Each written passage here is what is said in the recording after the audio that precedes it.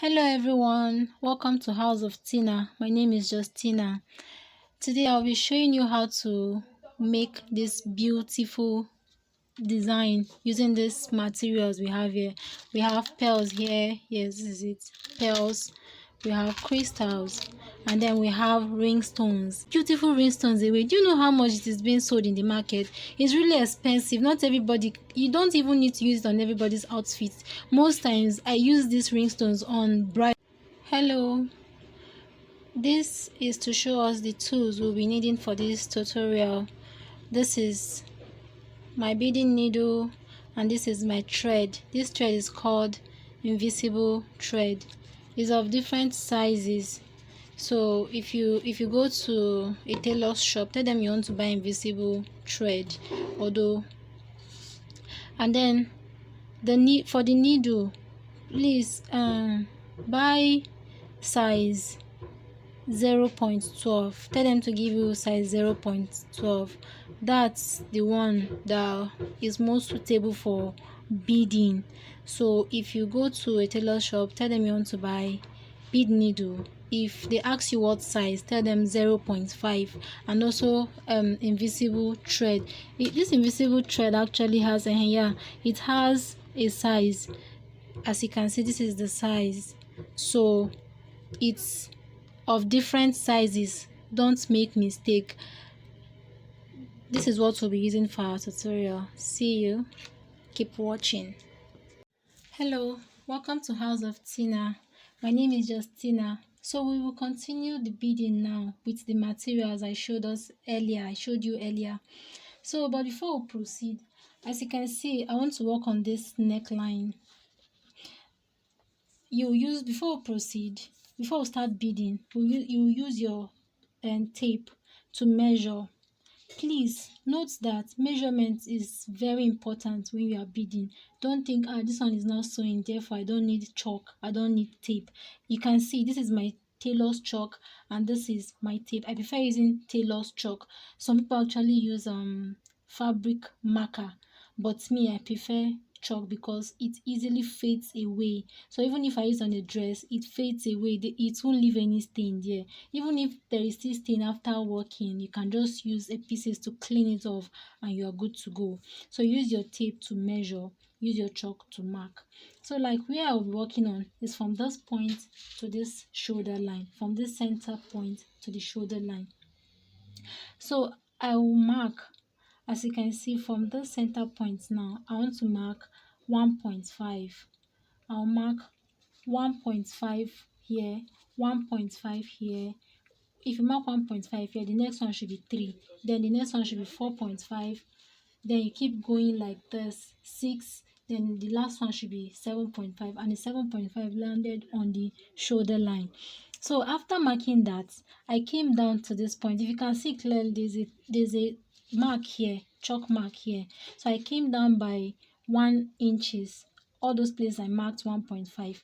I came down by 1 inches and then I marked. So that's where we'll be beading on. Those places I marked, that's where we'll be beading on. Don't forget, marking is very important. Measurement is very important when you are beading. So now I picked this one. This is pearls. I picked one of the pearls. I'll pass through my needle like this. Hope you can see.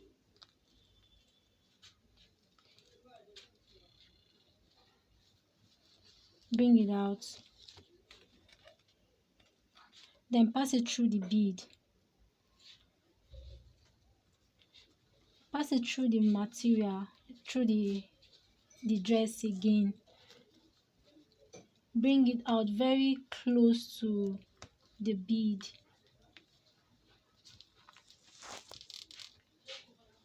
Hope you can see what I'm even doing. This is it. So I'll use scissors to cut this excess out. I was supposed to do that before passing it through into the dress. So this is what you do. Pass your needle through it. Make sure you hold it and is firm. Don't make it too, if it's too tight, it might ruin your work. Your work might come out tacky. Make sure it's firm but not too tight. So this is it, is firm now. So now I'll pass my ring stone. This is the ring stone I showed earlier. So now if you are working with a ring stone, this is the ring stone, you will see 4 holes underneath it. You put put your needle through the first hole. There will be another one at the front. Then you pass the needle through just the way I did it. Hope you can all see it. This is how to use your ring stone. This is it. Pass it through from here. Pass it through from here. Bring it out from the front hole and then place it on your fabric like this. Hope you can see. So now this is our ring stone. I will now pass my needle into the material very close to the ring stone. Bring it out very close to the ring stone. So you are picking the material very tiny. Beading takes a lot of time. If you don't have patience, you cannot bead. That is just the truth. So if you want to learn how to bead, please, you must be patient. So this is it. We'll fix. Yes. So we have fixed this one now. So pick another one, pass it through just like this. Hope you can all see it. We want to form a circle here using the ring stones to form this circle around the pearls we tacked there. So that's how I'll keep fixing it one after the other until it gets to this point again. So keep watching. This will be very beautiful. I can't even wait for the outcome, and I know you can't wait for it too. So let's go. So we are done with the first circle using the ring stones to form the first circle. So let's continue. I'll continue with these crystals. It's called multicolor. They actually have different multicolor, but this is what I'll be using to form the second circle. So just keep watching. You'll see I'm already liking this outcome. It's looking beautiful already. I can't wait for me to just. So now you pick one. I picked one. Pass your needle. Pass it into the material. Bring it out very tiny. Just pick tiny part of the material. Bring it out gently, gently.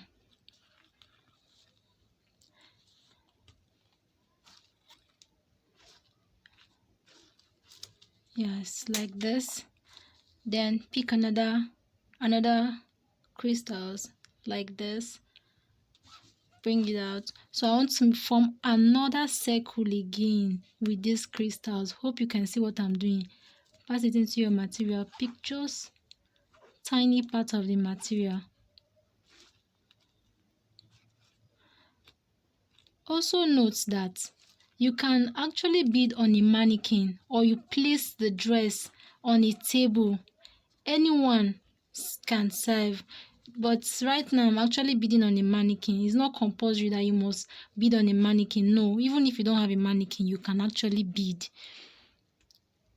You can place on your table to bead and it will still give you a good result. So this is it. I want to form another shape. So keep watching. It's coming out beautiful already. Wow, this is the outcome. This video is not really doing justice to this work, but trust me, it looks so beautiful. Yeah, it looks good. So you see, I actually did 2 samples here. This is the first sample and this is the second sample. Why I actually did this, I made this to show some soulmates that want to complain that, oh, I don't have ring stones. Where do I get ring stones from? Oh, it's expensive, because I actually know it's expensive. So I used beads, only beads on this second part. As you can see, I used pearls, the same pearls I use here, off white pearls. I used silver pearls on the next line, and then I used crystals and then pearls. So you can use this, if you can use pearls and crystals if you don't have access to rhinestones, or if you don't know where you can get rhinestones from, because I want you all to practice. I want you to do something. I want you to bead with your hands and see the outcome. This is so beautiful. In fact, this video is not really doing justice to it. You need to see this physically. You need to see this. It looks so beautiful, and the ringstone is just glittering, which gives it more